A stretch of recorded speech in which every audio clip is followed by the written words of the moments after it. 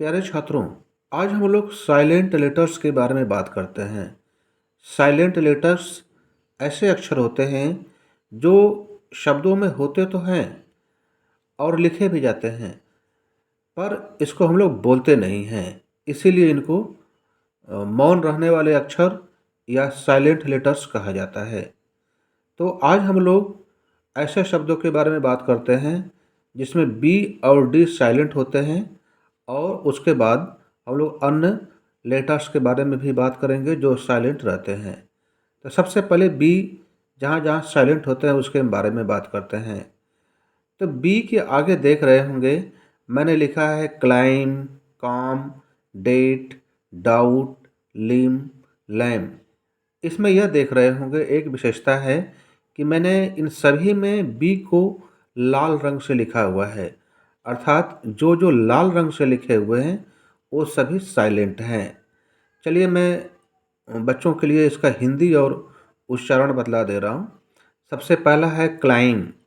Climb का अर्थ होता है चढ़ना, जैसे पेड़ पर चढ़ना। कॉम, कॉम का अर्थ होता है कंघी, कंघी बाल झाड़ने के काम आता है।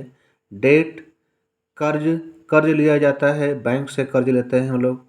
डाउट, शक करना, सबको पता ही है। लिम, अंग, जैसे हम लोगों का हाथ पैर अंग होता है। लैम, मेमना एक प्रकार का जानवर होता है। तो इसमें सबने देखा कि कहीं न कहीं या तो अंत में है या बीच में है, बी लगा हुआ है, और यह अगर हम लोग बोलते हैं तो वह गलत माना जाता है। तो हमेशा इसको क्लाइम, कॉम, डेट, डाउट, लिम, लैम ऐसे पढ़ा जाएगा। तो यह तो हुई कि बी के बारे में, जहाँ जहाँ बी साइलेंट है। और अब डी के बारे में बात करते हैं, जहाँ जहाँ डी साइलेंट होता है। इसमें देख सकते हैं, इसमें भी वही बात है। जो जो लेटर्स अर्थात अक्षर मैंने लाल रंग का लिखा हुआ है वो सभी के सभी साइलेंट है। तो छात्रों के सुविधा के लिए मैं उनको ज़रा पढ़ दे रहा हूँ और सबकी हिंदी भी बतला दे रहा हूँ। जैसे ग्रैंडफ़ादर, अगर इसको आप ग्रैंड फादर बोलते हैं तो यह गलत माना जाएगा। तो इसलिए हम लोगों को इसको चाहिए कि ग्रैंड फादर बोले, क्योंकि डी साइलेंट होता है। तो ग्रैंड फादर का अर्थ होता है दादाजी। हैंडफुल, अब इसको हैंडफुल न पढ़ें, हैंडफुल, जिसका अर्थ होता है मुट्ठी भर। हैंकरचीफ, इसका अर्थ होता है रुमाल। अगर आप इसको हैंडकरचीफ बोल देते हैं तो यह गलत है। हैंडसम, हैंडसम का अर्थ होता है सुंदर, जैसे भगवान रामचंद्र बहुत सुंदर थे। आप कभी भी इसको हैंडसम न पढ़ें। जज का अर्थ होता है न्यायाधीश, सबको पता है जो न्याय देते रहते हैं। एडजेक्टिव, जिसका अर्थ होता है विशेषण, हम लोग पार्ट्स ऑफ स्पीच में इसको पढ़ते रहते हैं, तो इस बात का ध्यान देंगे कि डी साइलेंट होता है एडजेक्टिव।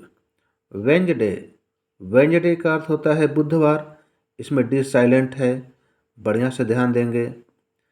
प्लेज, प्रतिज्ञा, हम लोग रोज़ सुबह सुबह प्रार्थना में प्रतिज्ञा लेते हैं देश की रक्षा के लिए। तो इसमें देख रहे होंगे PLEDGE, इसमें डी साइलेंट है और हम लोग इसको प्लेज पढ़ते हैं। तो सभी छात्रों से अनुरोध है कि इन शब्दों को अपने नोटबुक पर लिखें। ऐसा करने से अभ्यास होता है, और मेरी तरह आप लोग भी लिख सकते हैं कि जिन जिन लेटर्स को साइलेंट रखना है, या तो उसको आप टेढ़े मेढ़े लिख सकते हैं या मेरी ही तरह रंग बदल करके लिख सकते हैं। इससे क्या होता है कि बार बार देखते रहने से याद हो जाएगा और पता हो जाएगा। और जो मैंने लिखा हुआ है इसको भी आप लोग देख रहे होंगे कि कितना आसानी से इसका रंग अलग होने की वजह से पहचाना जा सकता है। तो अभी के लिए इतना ही, मिलते हैं कल कुछ नए शब्दों के साथ। धन्यवाद।